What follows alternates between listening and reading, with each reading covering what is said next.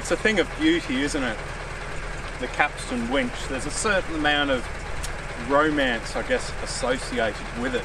At least it is to me. This is a video that I've wanted to do for quite some time. And finally the Series 3 is all back together and is ready to go out and conquer the great beyond. Today what I'm going to be showing you is a bit of a demonstrational video, I guess, an update on how to use an Aero Parts Capstan winch. It should be an interesting video. Anyway, stay tuned.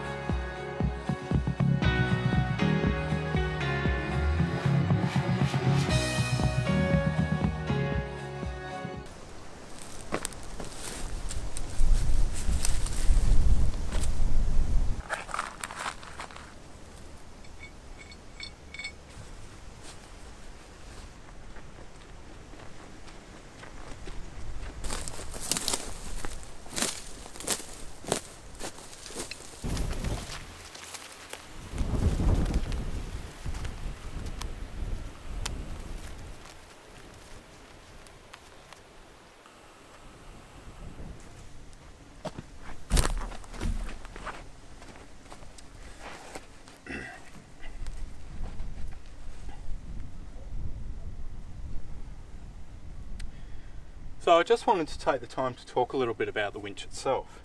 Now, two businesses have really helped me out in regards to sourcing parts.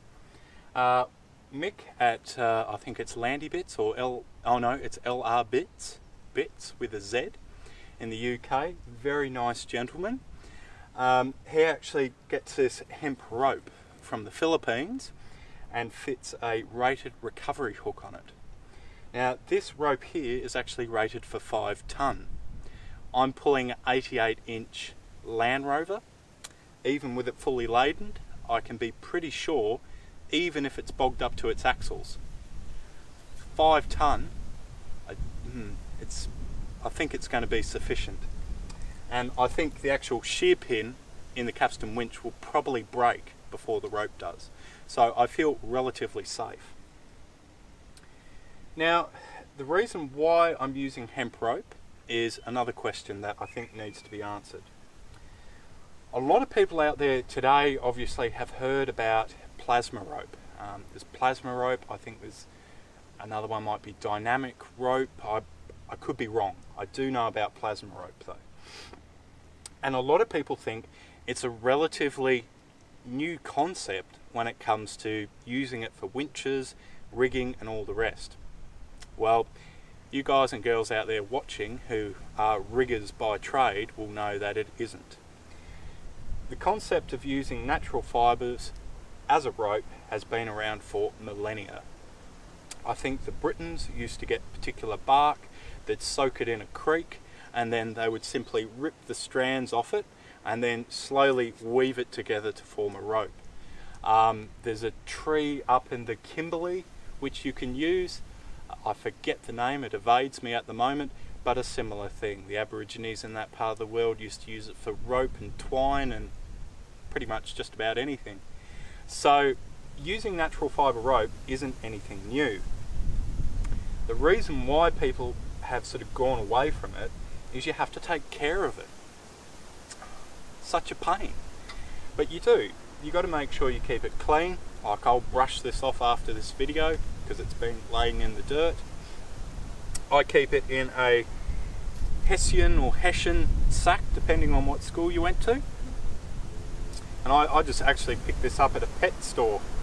It was meant to be for a dog mat of some kind, but it's actually really good for keeping the rope in. Because the great thing about using a Hessian sack is it allows the rope to breathe, and there's no build-up of condensation, so there's no chance of mould or rot. And that's why it's really good using one of these to store your veggies in. And that's what I do at home, and that's what I do on big trips. And also, if you keep it a little bit damp for your veggies, it'll actually help to keep them nice and cool. There you go. I bet you didn't think you'd learn that in a winching video, but you just have. So the other reason why natural fibre rope is much better than synthetic, and the later Capstan winches, particularly the fairies, in the manuals they recommend going for a rope called Viking, which I think is 3 large strands woven together, is because sometimes this can actually slip, and all you have to do is rub your hands together and you can feel how hot that gets. Well, imagine plastic rubbing on metal. That's going to get pretty hot. And I've heard from people and I've read accounts of people having a lot of grief trying to get synthetic rope off the turret of this. And I really don't want to go down that road. You can use steel cable too, but I think that actually ends up damaging the turret a little bit. Not too sure on that one. But I can tell you something now, you'd want a decent pair of gloves because your hands would come out looking like mincemeat by the end of it. So that's why we're going for natural fibre rope.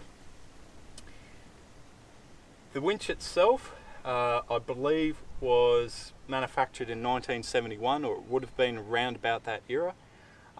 It was used on a FJ Cruiser, I think. I think it was FJ. Yeah, it might have been an FJ. It was used on an early model Land Cruiser, either way, I think. Land Cruiser or Land Rover with the Tasmanian hydroelectric scheme. And it was actually used to pull wire, copper wire, through conduit. So it's had a relatively easy life. However, from the other videos on our channel, you'll know that this is, I think, part 3 on the Capstan winch, as I've had to pretty much overhaul the winch from top to bottom.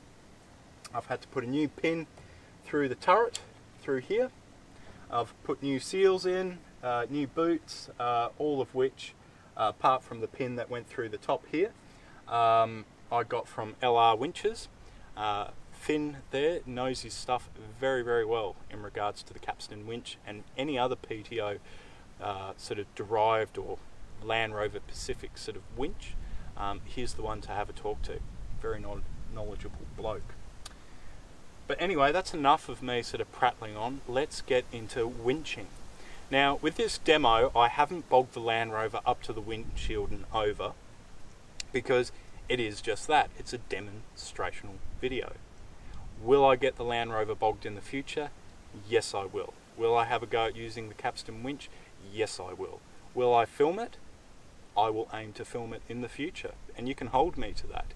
But today, I just wanted to show how to use an Aero Parts Capstan winch, because I couldn't find any half decent videos out there on YouTube, and it is a really cool piece of kit, and that's why I thought I'd do this video. So anyway, I'm going to fire up the Landy, we'll get the Birmingham special going nicely, and we're going to get this Landy moving forward. Okay, so I've taken up the slack with the rope. I've just eased it off, it's just purring around doing its own thing. Now, people are going to comment on this, so I'm just going to make it very, very clear now. There's no one sitting in the car, so I'm on flat, level ground, so I haven't got anything to worry about. If you're winching, you should have someone in the car, so they can put their foot on the brake, they can cut the motor where need be, okay? But I couldn't have anyone come out with me today, so I'm doing it like this. So don't do this at home. I've said it, listen to it. I've said make sure that you have someone in the vehicle, okay? So let's have a bit of fun, okay, with that out of the way. So the fantastic thing about this is it depends on how much I want to pull. If I'm only pulling, let's say, I don't know, a little log towards a campfire, which I've done before,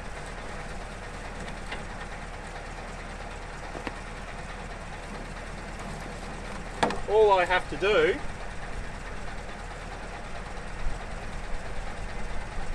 is just put one ring of rope around the turret.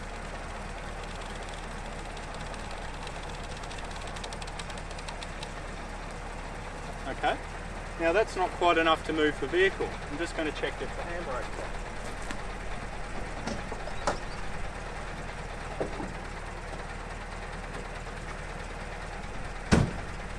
Right, that's going to make life a little bit easier.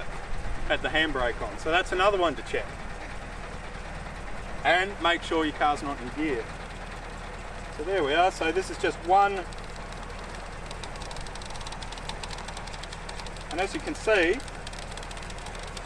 that's moving the car forward. Now I'm having to pull on that a little bit. I might not want to work that hard, so let's put a few other little loops around it.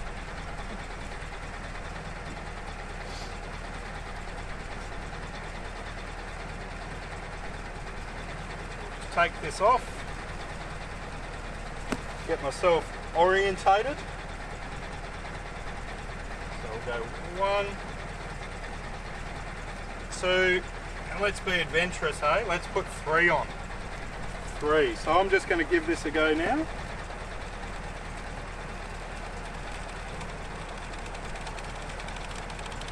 There we are, and I can do it one-handed. How easy is that? One-handed. Now doing this way, actually pulling up on the roller works really well. Pulling directly, it's a lot harder. So there you go.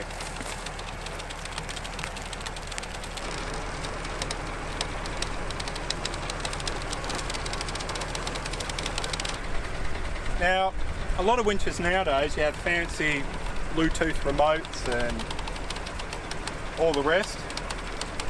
And that allows you to obviously switch the winch on, off, slow it down, speed it up.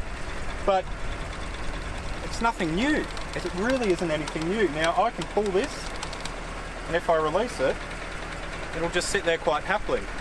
I want to winch it a little bit further forward. I just put a little bit of pull on that rope. It moves forward. How easy is that? It doesn't get any easier. It's fantastic. So simple. Anyway, I think you get the picture. Very simple to use, very effective. Now, I know a lot of people are going to say, oh my gosh, it's so slow. Well, there's a very simple answer to that. The actual Capstan winch itself is a direct drive, so it actually drives directly off the crankshaft of the motor.